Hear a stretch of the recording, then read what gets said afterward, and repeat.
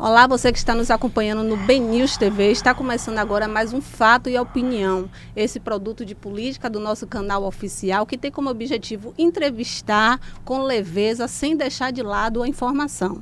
Eu sou Daniela Pereira, estou aqui ao lado do meu grande repórter e amigo Eduardo Dias e juntos nós vamos entrevistar o deputado do PSD, Alex da Piatã. Seja muito bem-vindo, deputado. Olá Daniela, Eduardo, todos que nos assistem. Para mim é um prazer, primeiro agradecer pelo convite e espero que seja a primeira de muitas outras aqui. Desde já parabenizar aí a todos do BNews, em especial vocês que fazem o Fato e Opinião. Deputado, nós vamos começar agora já repercutindo as últimas pesquisas. O senhor disse uma vez que o ex-prefeito ACM Neto ficaria em terceiro lugar nas urnas. O senhor ainda sustenta essa tese? Olha, Daniela, eu acho que as pesquisas confirmam essa minha tese. Eu disse que ele pode ficar em terceiro lugar. Eu vou dar uma explicação rápida aqui do porquê eu defendo essa tese. A pesquisa que foi divulgada hoje deixa bem claro de que a eleição, como está no Brasil, está na Bahia, bastante polarizada. Nós vamos ter uma das eleições mais polarizadas a nível nacional da história, onde Bolsonaro e Lula polarizaram totalmente. As terceiras vias, Ciro, não conseguiram alavancar e nem vão conseguir. Imagine aqui na Bahia, você tem que projetar para o período da eleição. A força de Lula, inclusive, demonstrou aí 46% do eleitorado dizendo que vota no candidato apoiado por Lula, e este candidato é o pré-candidato Jerônimo, e mais aí acho que 15% ou 20%, não lembro o número exato, por Bolsonaro. Imagine, o ACM Neto está fazendo uma campanha onde ele não tem candidato a presidente. Eu não conheço, nunca vi. Vai ser uma novidade. Você está numa campanha muito acirrada, numa disputa ferrenha e simplesmente o candidato a governador dizer não estou com nenhum desses dois aí, não fazer parte dessa briga e deixar. Ou seja, a tendência é que esses votos migrem, como nas últimas eleições migrou para Lula e para o candidato de Lula e para o candidato de Bolsonaro. E aí, se isso virar ali 46, 50 e poucos por cento, 46, isso vai dar mais de 50 dos votos válidos. E 15, 20 ali vai dar mais de 25% dos votos válidos. Vai sobrar o quê? Então, esse risco é eminente e eu tenho certeza que isso pode acontecer. Não tenho dúvida disso. E defendo a tese baseada na história de todas as últimas eleições e baseada em pesquisa, em fatos. É só ver isso aí. Não é uma fala apenas de cunho político eleitoral, não. Falando em composição de chapa, o senhor queria que o senador Otton Alencar fosse o candidato a governador no lugar de Jerônimo? Não, isso já é passado, né? É claro que eu, considerando que é o presidente estadual do nosso partido, é nosso líder, tudo foi a nossa vontade. Mas nós compreendemos também que o senador, inclusive no momento, sem nenhuma ambição, nada, foi convidado, foi o escolhido para ser o candidato, mas entendeu que ele não se preparou para a questão eleitoral, não é se preparar para ser governador, porque ele já foi por 2 vezes e assumiu inúmeras secretarias, está preparado. Mas para a eleição ele não se preparou, ele já vinha fazendo durante aí todos esses 8 meses praticamente uma pré-candidatura ao Senado. Mas já é passado, agora é Jerônimo. Agora, deputado, o que queria saber a sua impressão referente à mudança na chapa de oposição, a mudança de João Leão por Cacá, e o senhor, enquanto do partido de Otto, o que o senhor acha se Cacá tem condições de fazer frente a Otto, que é um candidato forte, líder nas pesquisas para o Senado? Eu não acredito. Primeiro, assim, em relação, vou te responder as duas. Em relação, Eduardo, da mudança de Leão para Cacá, cria um dificultador a mais para eles, porque o Leão é muito conhecido, o Leão é vice-governador por 2 mandatos, então ele vai enfrentar a dificuldade que nós enfrentamos hoje em relação a Jerônimo, de desconhecimento. Então o Cacá, mesmo sendo deputado federal, não tem nem de perto conhecimento, nível de ser conhecido na Bahia. Então é um dificultador, ele vai ter que se tornar conhecido. E acho muito, mas muito difícil fazer enfrentamento ao senador Otto. O senador Otto fez um brilhante mandato, está fazendo um brilhante mandato, teve uma participação efetiva na vacina. Se nós estamos aqui agora sem máscara, nós agradecemos a vacina. Atuação na CPI da Covid. Exatamente. E a vacina aconteceu devido à atuação na CPI da Covid, porque o presidente da República não queria a vacina. Isso foi notório. E a CPI da Covid foi para cima, principalmente a atuação do senador Otto, como senador, como médico. E isso fez com que a vacina estivesse aqui. Então, eu acredito, é claro que a gente tem que trabalhar e as coisas só se decidem no dia da urna e na apuração. Mas eu acredito que a eleição do senador Otto já está consolidada. Outra coisa, deputado, o senhor chegou a citar, só pegando esse gancho, da semelhança de Cacá estar nesse posto de concorrente ao Senado e ele aparentar ser um pouco desconhecido, assim como Jerônimo. Ontem, na pesquisa Real Time Big Data da Record, apontou que Jerônimo foi o nome com maior rejeição. Como... É pelo desconhecimento. Isso. Como explicar esse indicador para o eleitorado e tentar reverter isso? Não, nós vamos reverter com a força do grupo, a força do projeto. O candidato de Lula, de Rui, de Wagner, de Otto. Isso aconteceu com o atual governador Rui Costa na eleição de 2014. Ele era, apesar de secretário, deputado federal, licenciado, tinha um nível de desconhecimento de mais de 70% da população, que Jerônimo deve ter muito maior.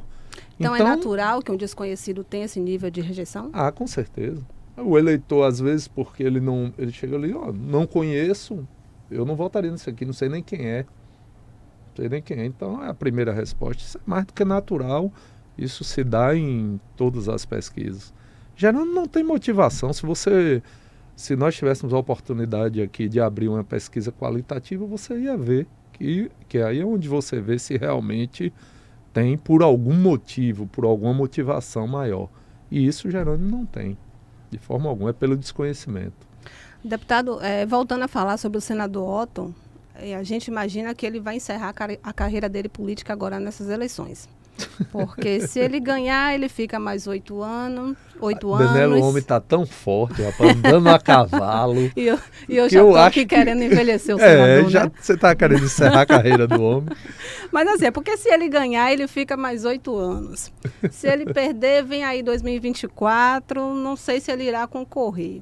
Mas avaliando esse cenário de uma aposentadoria do senador Otto, não que o senhor esteja velho, viu, senador? Fique tranquilo. Ele não vai gostar, não. O senhor acredita que o PSD tem um nome à altura, um sucessor à altura do senador Otto, ou é um partido de um cacique só? Não, tá cedo para a gente ver isso. É claro que isso é natural. Quando você tem um grande líder, isso ofusca os demais. Isso é natural. É Lula no PT, Wagner aqui na Bahia, teve que o governador Rui assumir o mandato e aí passar a exercer essa liderança. Quando o governador se afastou e foi ser senador, né? Ainda assim ficando 4 anos sem mandato. Então isso é natural, isso no momento certo vai acontecer. Mas, eu repito, acho que isso vai demorar, viu? Porque o homem está muito forte, está andando, né, a cavalo aí, está jogando capoeira ainda. Ainda falando de eleições, deputado, o que o senhor tem achado da estratégia do PT na Bahia que ele associava a Semineto a Bolsonaro e depois, de repente, mudou, tentando tirar, a gente tem visto isso, a imagem de Neto colada a Bolsonaro e transmitindo uma imagem do ex-prefeito de que não tem apoio político, que está em cima do muro. Ele fica recebendo porrada de Jerônimo e de João Roma. Como o senhor enxerga esse cenário? Essa estratégia política é a correta para o PT nesse momento? Eu acho, Eduardo, que não é uma estratégia política, é um fato.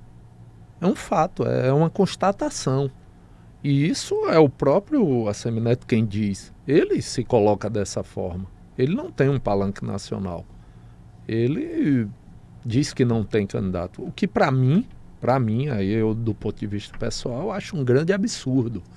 Um líder que quer ser governador num estado como a Bahia não assumir uma eleição nacional tão importante para o seu povo. Eu digo enquanto político, enquanto cidadão. Se omitir diante de um voto de uma eleição nacional é algo imperdoável, na minha opinião. Imperdoável. Eu acho que nenhum cidadão comum, nenhum de nós aqui pode fazer isso. Eu sou totalmente contra o voto nulo, branco. E imagine uma pessoa, um líder político, que era presidente de um grande partido, quer ser governador e se omitir em relação à eleição, uma das eleições mais importantes da história da democracia do nosso Brasil. Recentemente, inclusive, a pré-campanha dele pediu para derrubar uma pesquisa que associava o nome dele ao de Ciro, que é um candidato oferecido pela Terceira Via. Eu acho que, imagine você chegar aqui e perguntar para um cidadão que quer ser governador, e aí a eleição nacional você vota em quem? Não sei. Nem no Luciano Bivar. Do próprio partido. Pois é. Aí o cara dizer, não sei ninguém, não quero saber. É uma tremenda irresponsabilidade. Eu acho que qualquer cidadão comum que assim fizer está sendo irresponsável com o seu país, com o exercício da sua cidadania, e muito pior para alguém que é político e pior ainda para alguém que quer ser governador do nosso estado. Isso é de uma irresponsabilidade tamanha. Muito se fala também que ele agiu nos bastidores do próprio partido para limar uma possível candidatura de Sérgio Moro. Seria também esse movimento para afastar essa associação de mais um pré-candidato à presidência? Deve ter acontecido, eu acredito. Mas isso é, rapaz, eu acho que isso é praticamente impossível, gente. Não tem como você desnacionalizar a eleição na Bahia. Você pega as últimas eleições que não teve esse nível de polarização que nós estamos vendo agora, de uma política de ódio, de muito polarizada. Você vê que até o Ciro caiu, ele que chegou a, acho que teve 12 ou foi 15% dos votos na Bahia, está dando nas pesquisas aí 5, 4, 6%. Então o nível de polarização, não teve esse nível de polarização e nacionalizou. Imagine então, agora. O senhor não acredita na Terceira Via, né? Não, aí já morreu. Só se tiver uma grande surpresa aí, mas do contrário, eu acho que não dá mais tempo, não. E no eventual governo Assemineto, o PSD continua na posição? Como é que vai ficar o PSD? A gente não conta com esse governo, não. A gente conta com a continuidade do projeto que está e conta com Jerônimo governador. Agora uma pergunta para o senhor, deputado. O senhor é um deputado de segundo mandato já. Por que o senhor não tentou se candidatar a deputado federal? Olha, essa decisão foi uma questão pessoal. Uma questão pessoal. Eu sou muito família. Tenho uma família como a base para mim de tudo. E eu, minha esposa, temos 3 filhos e todos 3 moram conosco. Tenho uma filha de 23 anos, outra com 20, tem um menor com 10 anos. E achei que ir para Brasília ficaria muito distante da família nesse momento e eu não estou preparado para isso. Então, em função disso, eu preferi aguardar e, quem sabe, esperar o momento certo. E a expectativa do senhor para a formação de uma possível bancada do PSD na ALBA para aumentar a quantidade de deputados que tem hoje para essa eleição? Olha, nós tivemos algumas saídas do partido, mas como nós estamos hoje, eu acho que a gente aumenta. Nós temos 8 deputados, eu acho. Não, nós temos 7. 6. Nós temos 6, pô, estou errando. Temos 6. Eu acho que nós vamos ter aí, nós vamos fazer aí, eu vou cravar aqui, viu? 9 deputados. 9. 9 deputados. Bancada boa. Deputado, aí falando em Alba, puxar esse gancho, o senhor que é do PSD, mesmo partido do presidente Adolfo Menezes, que está com a missão aí de relatar, de avaliar, no caso, a proposta da oposição da CPI dos respiradores. O senhor acha que essa proposta vai para frente, vai passar? Ou qual a sua impressão sobre isso? Não acredito de forma alguma. Não acredito porque não tem fundamento. E eu costumo resumir essa história. Será que o governador iria, ele mesmo, mandar investigar ele? Se ele tivesse alguma culpa? Porque é a Polícia Civil que cuidou de tudo isso aí em relação a respiradores. Então, imagine se o governador fosse ele culpado, ele ia mandar investigar ele mesmo. Isso é descartado.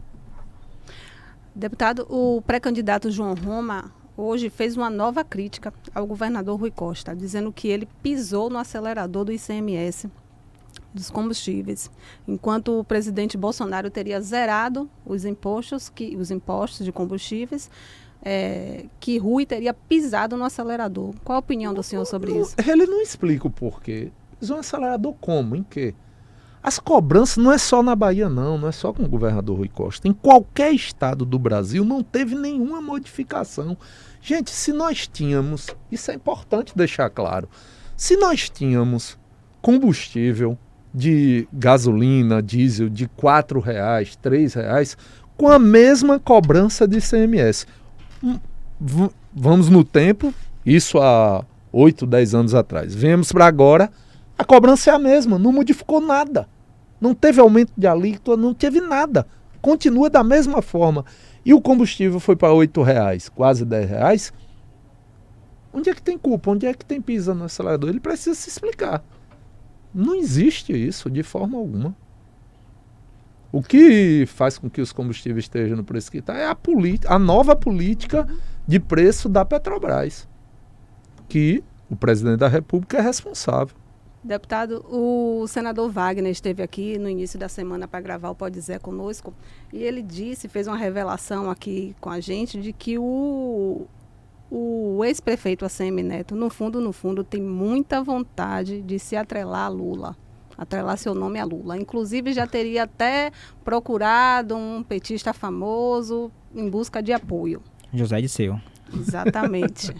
Não tenho dúvida disso, não. Não tenho dúvida. Ele foge enormemente, apesar de toda a relação de apoio, ajudou a eleger Bolsonaro, apesar de toda a relação do partido do União Brasil para dar sustentabilidade ao governo Bolsonaro, mas ele foge enormemente e eu acho que o senador com certeza tem essa informação, ele deve ter tentado. Mas eu vou dar minha opinião, Daniela, isso não cola na Bahia. Isso não cola. Se você pensasse num estado, numa política onde não tivesse uma relação tão próxima, primeiro do mesmo partido, Jerônimo, Wagner, Rui, do mesmo partido de Lula, e depois, com 16 anos, 4 eleições seguidas, fora as eleições que teve antes, de mais 4 eleições vencendo, é uma tentativa que ele fica enorme de retirar esse voto de Lula que vai para Jerônimo. Mas não tem saída. E além do mais ele, e isso vai ser lembrado, que chegou a falar absurdos em relação a Lula. Muita coisa. Então, essa tentativa de vínculo é possível que ele queira, mas eu não acredito. Deputado, o senhor, não sei se o senhor chegou a ver ontem, o presidente Bolsonaro, ele fez uma declaração confirmando a tese que Lula sempre diz nos discursos dele, de que no tempo dele o povo vivia melhor. Bolsonaro confirmou isso, só aí ele atrelou algumas situações dizendo que no tempo de Lula não tinha Covid, não tinha a política do fica em casa, que ele bate muito nisso, a economia vê depois. Como o senhor vê essa declaração de Bolsonaro, um tom mais ameno, confirmando se de fato no tempo de Lula era melhor? Olha, a constatação que ele está fazendo é porque contra fato não tem argumento. Era de fato melhor. O que ele justifica o porquê não vale, porque se nós lembrarmos, a crise de 2008 foi uma crise econômica muito forte no mundo todo. Os Estados Unidos sentiu muito. E eu lembro muito bem que o presidente Lula foi a público, foi inclusive em horário nobre, TV, rádio, tudo, pedir para o povo consumir, dizer que era uma marolinha, não foi aquela crise, e enfrentamos e vencemos, o Brasil não foi afetado.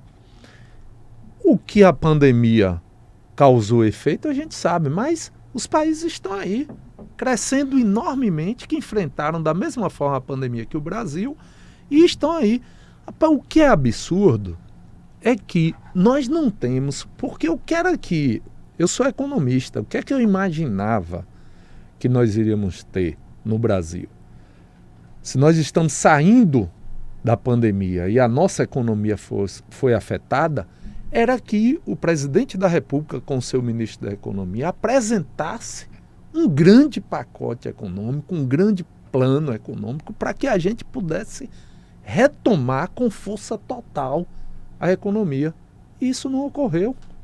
Qual a sua avaliação do trabalho de Paulo Guedes? Já que você é economista também.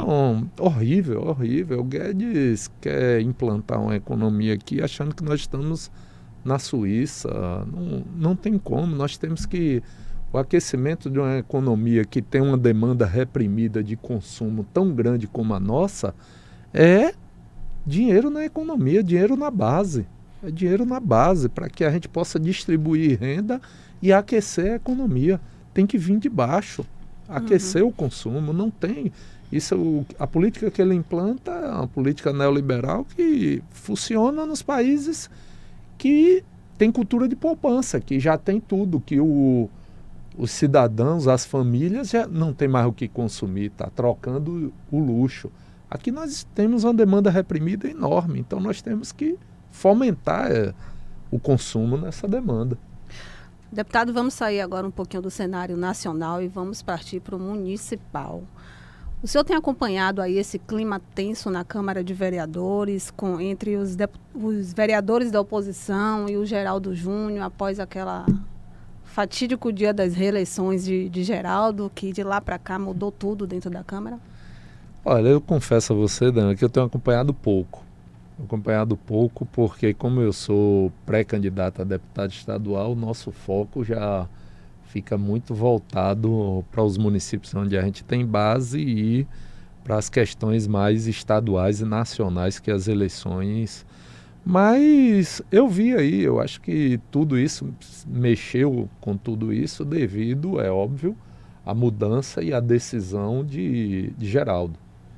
Geraldo tomou a decisão de aceitar o convite para ser pré-candidato a vice-governador na nossa chapa, junto com Jerônimo, e isso houve reações pró e contras, né? Alguns vereadores o acompanharam e na sua decisão, outros não, e aí a reação política aí por parte do prefeito. Mas confesso a você que não tenho acompanhado tão de perto isso não. Colocando na balança, qual grupo se deu melhor? O de Assemineto que levou Leão ou o de Rui que trouxe Geraldo? Eu acho que não tem grupo que se deu melhor. Eu acho que tudo vai depender de como cada um possa construir o seu projeto, a sua pré-candidatura. O que nós entendemos por parte de Geraldo é que acrescenta do ponto de vista eleitoral, porque ele fazia parte de um grupo onde o principal reduto eleitoral é Salvador, então ele mexe nesse eleitorado, e traz uma novidade que é a representatividade de um segmento político forte, que são os vereadores. Eles são maioria no nosso estado, eles é quem tem o primeiro contato com a população. E Geraldo traz isso, de que o vereador tendo a oportunidade de estar na nossa chapa e ser vice-governador. Deputado, a gente viu recentemente algumas críticas em relação ao funcionamento da Assembleia. Como é que está o funcionamento, a sessão? Está tendo normalmente, comissão? Como é que está isso? Está tendo mista, ainda com dificuldade. Ainda com dificuldade, são sessões mistas. Eu acho que aí coincidiu também, vocês que acompanham sabem disso, coincidiu de a pandemia estar acabando num período que se inicia a pré-campanha eleitoral. E aí a gente sabe que as agendas dos deputados ficam com maior dificuldade para o trabalho de comissões, de sessões. Estão acontecendo, mas, como em todo ano eleitoral, principalmente eleitoral para os deputados, com maior dificuldade, como está no Congresso, como está em todos. Mas o motivo, teve algumas reclamações de alguns deputados referente à demora de destravar algumas pautas na Assembleia. Recentemente, acho que na última semana teve a sessão que aprovou o aumento do MP, TCM e TCE e do Judiciário. Qual o motivo do travamento dessas pautas? Teve a pauta da Embasa também, que ficou um tempinho, né? Ali foi normal, sobrestando, e teve que ter algumas sessões, porque criou-se um debate muito grande, mas não tem pauta travada, não. Aí, provavelmente, um deputado ou outro, ou uma bancada ou outra, principalmente, às vezes, da oposição, que quer colocar na pauta alguma coisa que o presidente não colocou, não houve acordo para se colocar, ou entendeu que não era o momento para colocar, mas está seguindo tudo normal. Não vejo esse travamento, não. Deputado, só mais uma pergunta, para a gente encerrar aqui o nosso fato e opinião. Vamos voltar agora para o cenário nacional. O senhor percebeu que a gente fica assim, né? A gente circula no municipal, vai para o estadual um pouquinho, volta, vai para o nacional, enfim. Hoje o vice-presidente Hamilton Mourão disse que não vê risco nenhum de Bolsonaro não aceitar a derrota. A gente até estava conversando antes daqui de começar a nossa gravação sobre a agressividade, né, que tem sido mostrada, que foi mostrada na campanha de 2018 e tem se revelado novamente nessa campanha. O senhor acha possível ele não aceitar essa derrota, uma possível derrota, e acontecer aqui no Brasil casos similares que aconteceram nos Estados Unidos? É possível que aconteça, e ele tem dado sinalização disso, né? Ele tem sinalizado nesse sentido, colocando sempre a democracia em jogo, sob risco. Quando ele questiona as urnas eletrônicas, quando ele faz uma série de questionamentos, ele coloca em risco e nos traz essa desconfiança. Eu, em particular, acredito muito nas nossas instituições. Eu acho que a nossa democracia está madura o suficiente, o nosso povo, vocês, a imprensa, avançamos muito na liberdade de imprensa, e eu acredito que o Brasil não vai permitir esse retrocesso de um presidente da República perder nas urnas e não aceitar. Eu acredito que é a vontade dele, como foi a vontade lá de Trump. Mas eu não acredito que o Brasil aceite isso. Deputado, muito obrigada pela sua participação, obrigada por ter aceitado o nosso convite aqui, participar do nosso Fato e Opinião. Eu é que agradeço a você, Daniela, Eduardo, obrigado aí a todos que fazem o Fato e Opinião. Deixar meu abraço aí para o Grupo B-News, em especial meu amigo Zé Eduardo e Guto aí, a todos vocês, e parabéns aí, que vocês continuem bombando de audiência aí, como vem bombando. Valeu, deputado. Você que está nos acompanhando agora, Você quiser saber mais sobre os bastidores da política no cenário estadual, nacional e municipal, basta acessar bnews.com.br. Fique por dentro de tudo. Um abraço, até a próxima.